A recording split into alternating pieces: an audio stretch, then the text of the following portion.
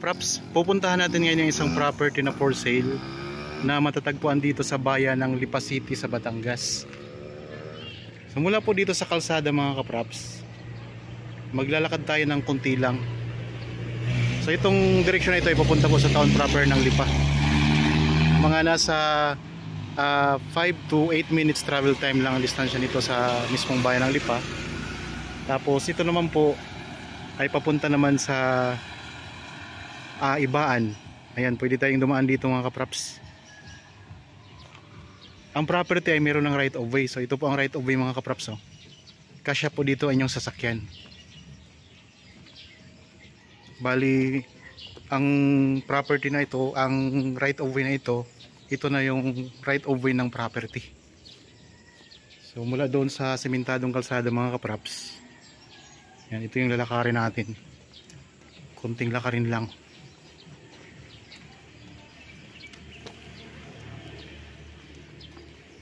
Ang i-offer ko sa inyo ngayon mga kaprops ay may sukat po na 1.1 hectares. Ito ay titulado. Yan, ito na mismo ang property mga kaprops.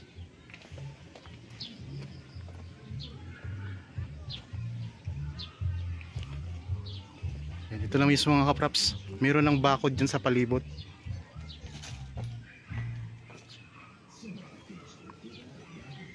Pasok tayo. Patag na patag ang lupa. Ito yung bakod oh.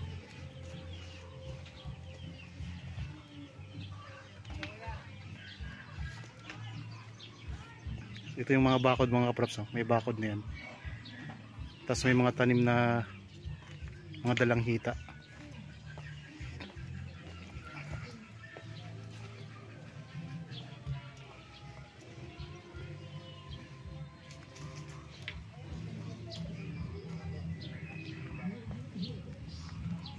Okay, pasok tayo.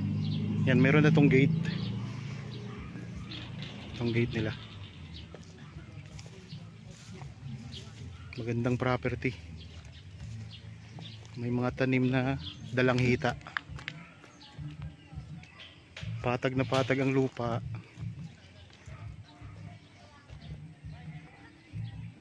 So ang ganda mga kaprops kasi may bakod na siya na yero.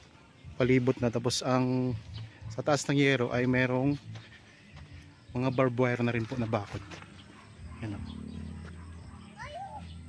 May mga bunga na yung dalang hita mga kaprops. Bali ang kabuuang sukat nito ay mahigit 1.1 hectares. Ito ay titulado. Ang presyo po ay makikita nyo sa description box at sa title nitong video. Para po sa karagdagang detalye o may katanungan po kayo na wala dyan sa description box mga kaprops, pwede kayong tumawag sa amin.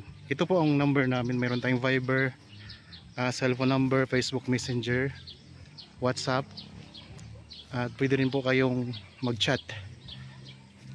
So ito yung mga tanim sa loob. Mga dalang hita po ang mga tanim. Ikutin natin to, medyo malawak-lawak po. Ikutin natin para makita nyo at magkaroon kayo ng idea. Ito po ay matatagpuan natin sa bayan ng Lipa City, Batangas. Yan, palibot na po ito ng bakod. Wala na kayong problema sa bakod mga kaprops.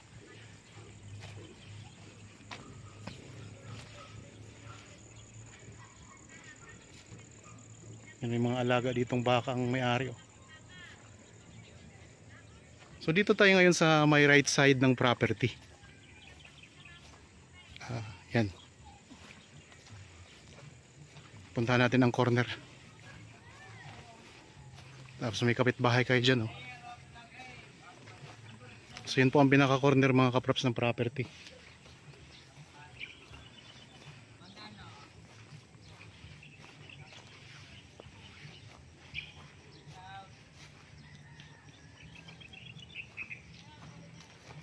Meron din silang mga tanim na bayabas dito. Kung sakaling mahilig kayo sa pagtatanim, so medyo malawak pa po ito, pwede kayong magtanim pa dito ng ibang mga prutas mga kaprops. Gandang property oh.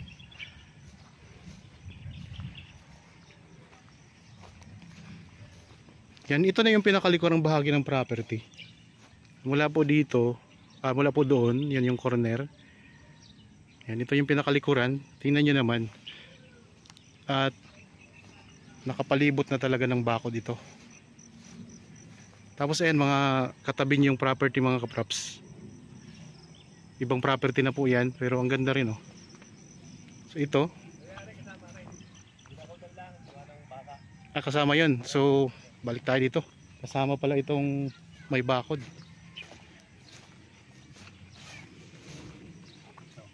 Kasama to. Okay, pasok tayo doon sa ano. Pwedeng pumasok doon.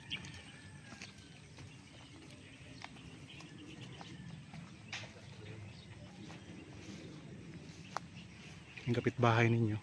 Itong pupuntahan, itong papasukin natin, kasama po ito sa property mga kaprops. Binakuran lang to dahil may mga baka dito. Itong mga baka nakita nyo naman po. Yan, may mga baka po doon na baka pumasok dito, makain tong mga tanim dito mga kaprops. Mga dalanghita to sir ano? Dalandan. Mga dalandan ano? Yan, mga dalandan mga kaprops. Mga centauris. Tapos mayroon ding mga tanim na rambutan ano? Ito sir, itong nakabakod na to, nasa ilang square meter to? Kasama dun sa 1.1. Pero yung nakabakod lang, wala kayong idea? walang idea. So basta ito mga kaprops, ay sako po ito ng 1.1, kasama po ito. Ito yung ano, ito yung mga rambutan mga kaprops, may mga bulaklak na. Yan, magandang property to. Kung interested po kayo mga kaprops, pwede kayong tumawag sa amin para makita nyo ng personal itong property. Pa-schedule lang po kayo ng actual viewing.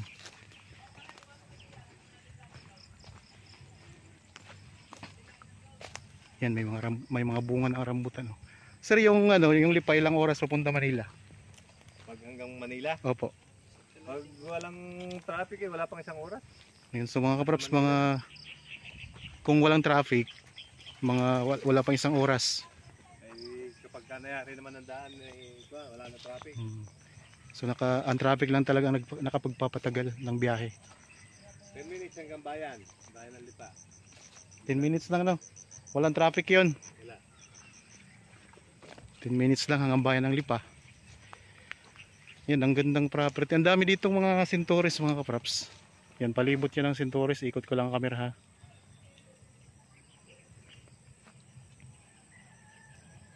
Napakalapit lang sa main road. Ano lang siya, mga ano lang sir no, 50 meters lang sa main road. Yung right of way. Wala pa.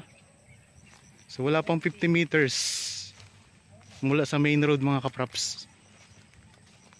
Yan, ang ganda ng bako dito. Kasi puro barbed wire na, tapos ang mga ano niya, ang mga poste ay puro semento na.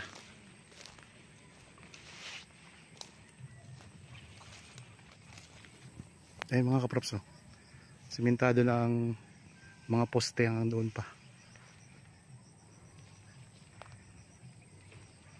Mahigit 1 hektarya. Yung mga naghahanap dyan ng property na mahigit 1 hektarya, yan, pwede nyo itong tingnan. At ang gagandahan nito, nasa bayan po ng Lipa.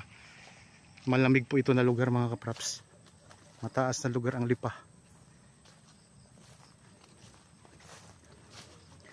Sa mga viewers natin ngayon na gustong makita ng buo itong property, ayan, ikutin natin to para mapanood nyo po. Pakita ko sa inyo ang buong property. Ganda.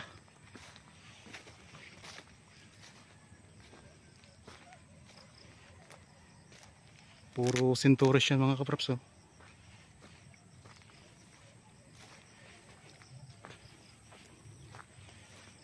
Yan, dito tayo sa may bandang kanang bahagi ng property. So ito yung ano, may gate na pinasok natin. Mas marami palang tanim dito mga kaprops. Patag din ang lupa. Tapos meron sila ditong ano, daanan ng tubig kapag maulan. Yan, may dadaanan na ng tubig. Ito. Yan, medyo malalim na bahagi.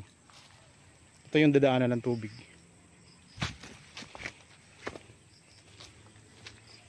So, palibot na yun ng bakod, oh. Wala na kayong problema sa bakod dito. At saka ito, may income na rin kayo dito mga kaprops, kasi yung mga bunga nito pwede nyo ibenta. May mga namamakyo na rin dito ng mga sintores.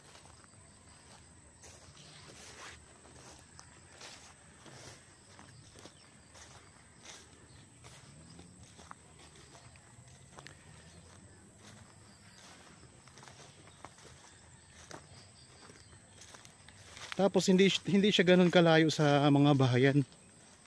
Malapit lang po siya sa mga bahayan. May mga ang mga puno ng rambutan marami din. Mga siguro mga 10 ito. 10 puno ng rambutan mga kaprops. Magsisimula ng mamulaklak. Excuse me po. Yan yung bahay na hindi yung kasama. Katabi lang po yan ng property. So ayan ang bakod nila. Ang bakod. Yun, nakapasok ng baka. Pumasok ng baka, sir.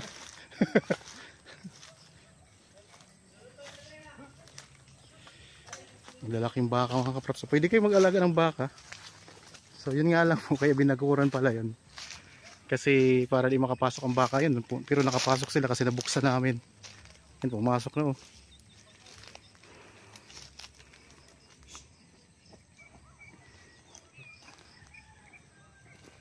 Nakapasok na ang baka mga kaprops.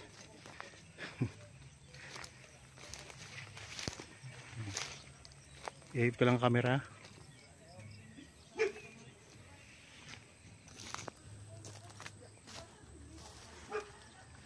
Ganda, no? Ganda ng hati ng lupa. Oo. Kwadrado. Dito tayo, balik tayo dito sa pinanggalingan natin. Ang lalaki ng baka mga kaprops. Mga alaga ng may-ari. Dito na nga habol.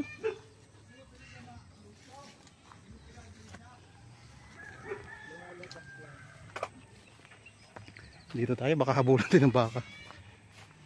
Dito tayo, balik tayo dito sa ano, sa kasakop ng isang ng property, ano. So 1.1 hectares ito mga kaprops. Kasama yung pinanggalingan natin kanina. Yan naman po ang pinaka-corner niya.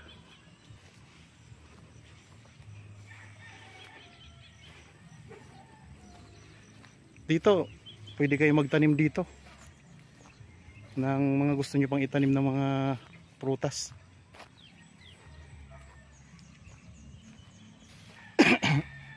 Yan, merong silungan kayo ng baka o mga kaprops.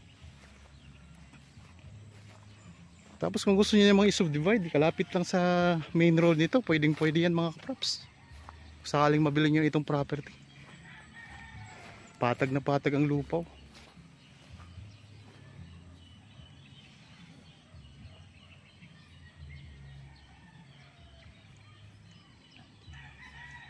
Ulitin ko lang mga kaprops, ang sukat ng property na ito ay mahigit 1.1 hectares at matatagpuan natin dito sa bayan ng Lipa City, Batangas.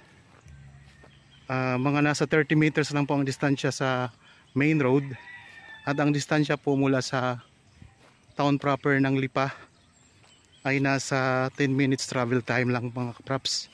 At kung walang traffic, ang travel time papunta po sa bayan o sa Metro Manila ay nasa 1 oras lang po. Tapos dito sa part ng lupa, meron kayong puno ng mangga. Yan, may mga puno ng mangga dito. Saka meron pa isa ditong puno. Meron din palang puno ng niyog dito sa loob. Yan, meron kayong silungan ng mga baka.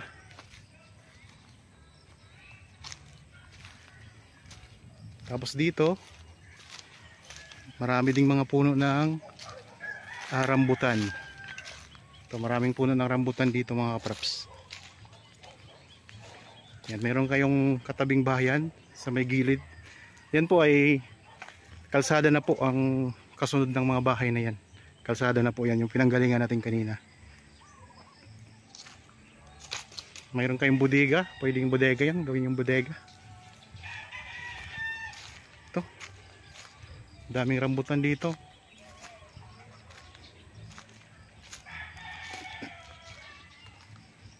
Ito ay titulado mga kapraps. Yan mga puno ng mangga. Tapos ang puno ng mangga, merong mga dragon fruit na nakatanim. Tapos ang mga rambutan mga kapraps, may mga ano na, may mga bunga na.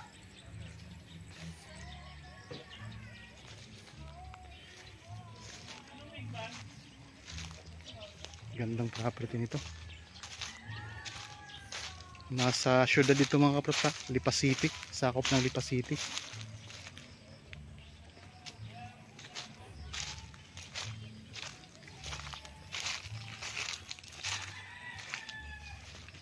Yan, ikot ko lang po ang camera.